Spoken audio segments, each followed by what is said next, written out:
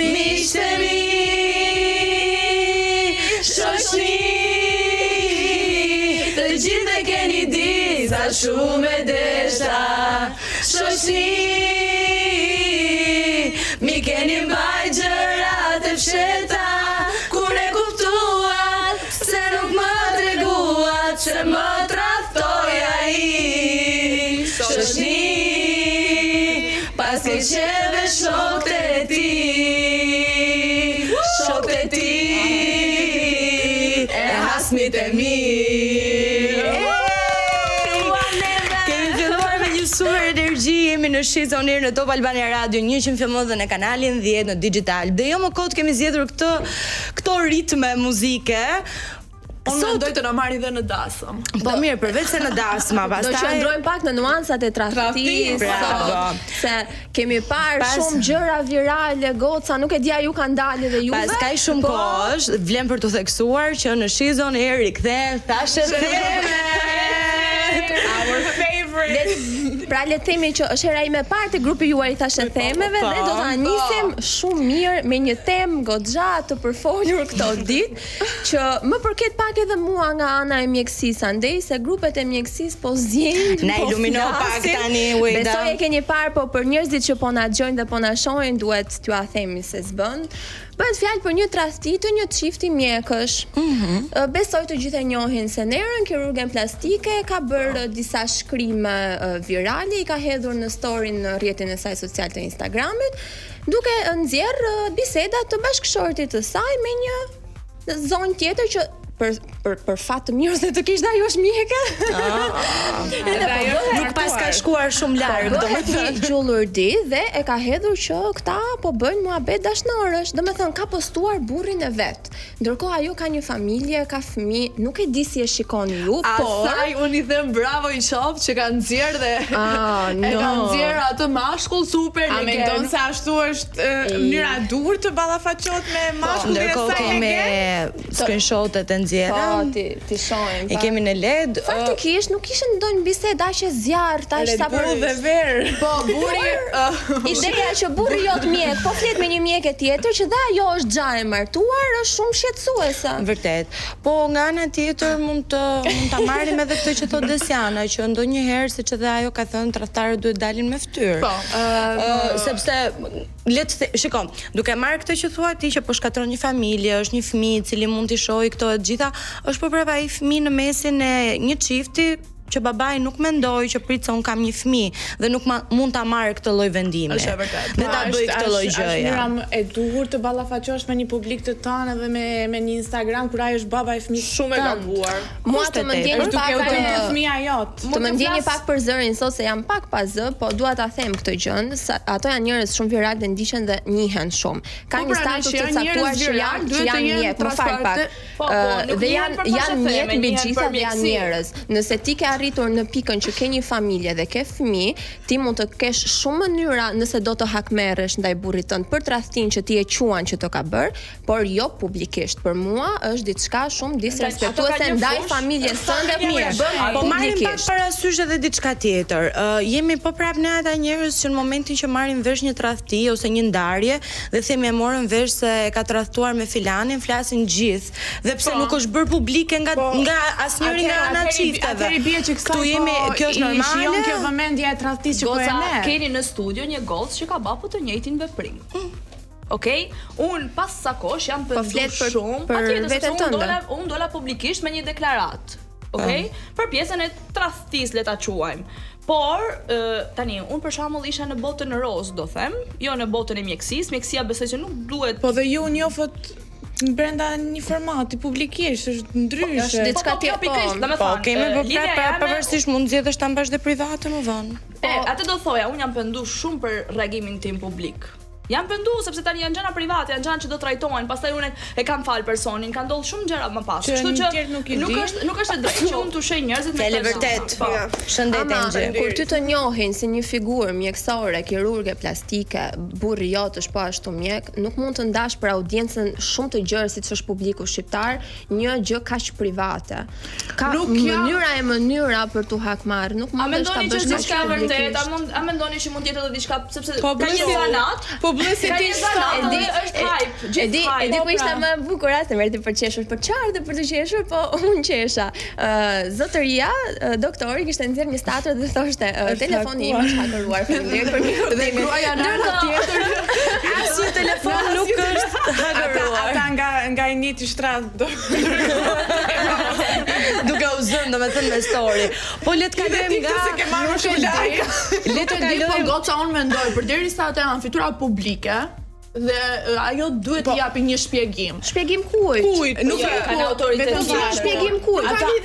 Nuk ka lidhje pse do vajza shumë mirë. Ata nuk kishin një lidhje publike, nuk kishin influencer. Kanë nxjerrë atë çfarë lloj burri është ai dhe po të kishte menduar për familjen dhe për vajzën. Ajo shpjegime kishte bërë këto gjëra dhe të bëhesh objekt bisede Red Bullit dhe verës. Ai është quajtur Red Bull dhe verë dhe është turp i Zotit. Ata them pak mjekët sot nuk po mbajnë përgjegjësi dhe nuk po dalin publikisht për gabimet mjekësore që bëjnë dhe dalin publikisht për tradhtit, po haj tash s'ja fusin kot. Nuk i askujt asgjë Desiana. Nuk janë personazhe publik, në realitetin nuk janë thjesht të famshëm për punën që bëjnë. Për diçka nuk e di se sa unë atë i shoh një femër bobe. Po jo, më fal. Që ka bërë këtë gjë dhe i lum. Çka i ndihmon gocat e tjera fakti që kjo e ka shpërndar tradhtin. Që ta shikoj që meshkujt janë plera. Po nuk do të thotë që gjithë meshkujt se ka tradhuar tani do të tradhtojnë gjithë. Po, dhe unë do të isha dhe kisha nxjerr. Mos të nxjerr ato çka kanë. Jo, duhet menduar pak më thellë se kaq. Toja të kaloja në një tjetër thashë dhe besoj se kam personin e dur që mund na japi përgjigjet për këtë. Është një luftë e heshtur në thonjza mes Rozana Radit dhe Rezarta Shkurtës, mos gaboj emrin. Po, okay. Ka diku tek 20 vite, le të themi që është tërhequr nga muzika dhe edhe ka deklaruar që nuk do jetë më pjesë e muzikës, por me sa duket rikthimi i këngës DJ e ka frymzuar Rezartën të rikthehet në treg. Këtë këngën e këndon Rezarta, domethënë. Para 20 vitesh në 2006, po. Ndërsa tani është rikthyer nga Rozana, të mos gabohem, ëh? Okej. Kam nevojë për ty sonte natën DJ dhe Rozana ka hedhur në storyn e saj, jam shumë e qetë, aq e qetë sa disa po e ngatrojnë heshtjen me pafuqi. Mos u shqetësoni kur të vi momenti për të folur, nuk do flas, do veproj, vetëm rrini në pritje. I like it. Na trego pak më shumë Livia. Jo, që është e vërteta, unë do bëj një analizë më shumë nga jashtë se sa nga brenda, sepse edhe nuk e kam diskutuar akoma shumë mirë me Rozanën. Po thjesht në janar isha me Rozanën në makinë, ishte dhe ti. Po, kemi qenë bashkë. Kur ajo na bani me dëgju disa këngë edhe njëra prej atyre ishte kjo. Saqë më mend shumë mirë. Në 14 shkurt do dilte ta performonte për herë të parë në Po, që në janar ne kemi dëgjuar sepse Rozana është ftuar nga DJ si guest. Tani, me qa di unë, me qa kam kuptu të paktën, ajo kënga i përket një kompozitori. Dhe më thanë, Rezarta është thjesht këngëtarja, performusja. Këngëtarja. Pra, këngën e ka Ueda, ku qëndron problemi edhe një herë? Sepse po merret e njëjta këngë nga dy veta të ndryshme. Po këndojnë dy këngëtare një këngë. Do arrim edhe aty, sepse unë e pyet atëherë, më fal. Të drejtat autoriale. Në qoftë se kjo kënga është kënduar nga Rezarta Shkurta, edhe njihet një farë luftën e heshtjes siç e përmendë ti, pse po e bën? Jo, unë s'kam asnjë lloj gjëje kundra Rezartës, domethënë ka një dashamirësi të frikshme nga ana e Rozanës. Por ç'a ndodh në këtë moment? Tani, se si e njoh Rozanën unë të paktën, duke kur kam qëndruar pranë saj edhe me logjikën e saj, me mënyrën e saj të punuarit, ajo punon vetëm me kontrata. Kështu që unë jam e bindur, mendoj të paktën që vet DJ e ka bler këngën tek kompozitori, edhe përndryshe nuk do kishte investu në një videoklip, në një këngë. Po pra, domethënë të drejtën e autorit për këtë këngën e ka tashmë DJ, po. Dhe DJ ka zgjedhur këtë herë performuese Rozana Radin, jo Rezartën. Po, Rezarta është drejta e do të marrë famën. Po, edhe pritni sepse kjo kënga është ripropozuar kur Gimbo dhe Selin ishin akoma brenda Big Brother. Domethënë kjo kënga nuk ishte më përmendur tesh. Po, le të themi që u risol në treg nga performimi që u bë nga Rozana. Dhe më pas filluan trendet me DJ Gimbon dhe me Selin. Ndërkohë që u frymzuan dhe Rezarta nga ana tjetër për ta sjell këtë bashkë me Selin dhe Gimbon dhe po kemi dy gjëra paralele. Po duke pa tani, ato dy kanë shku fix ke Rezarta. Tani lufta nga kush lind? Si unë mendoj jo as pak nga Rozana, po nga Rezarta, sepse merr përgjegjësinë ndaj aty dy. Gjithsesi neve do presim momentin që vetë Rozana do reagoj. Mua do presim. Më kapi syri këtë që unë nuk do flas, do veproj, do nxjerrë ndonjë këngë të re. Jo. Rozana kishte shumë projekte që është e vërteta, por për mendimin tim tek vepra do them kështu, do shohim se cila këngë do vazhdoj të jetë në YouTube sepse njëna mund të mbyllin tjetrën. Po le të themi që kjo ka qenë një javë pak me pikpyetje kur vinte puna te ky reagimi për Rozanën, sepse disa njerëz e kanë menduar se mund të ketë qenë për Kreshën, duke parë se ishte i ftuar në Goca dhe Gra dhe Rozana pati një qasje, domethënë neutrale, nuk foli fare. Shumë nga publiku kanë aluduar se ky reagim ka qenë po për Kreshën për bashkëshorten e tij. Bashkëshortja e tij kishte kërkuar që të ftohej edhe te Goca dhe Gra. Duket sikur është një treshe. Unë mendoj se kjo është e nxitur nga mediat. Unë mendoj se nga kjo treshe përfitojnë të tre, si Rozana, si MC Kresha dhe bashkëshortja e tij. Kush fiton pak më shumë? Normale që po. Ndoshta bashkëshortja e Kreshës. Tani ato kush do ta luajë më bukur në rrjetet sociale do fitojë më shumë.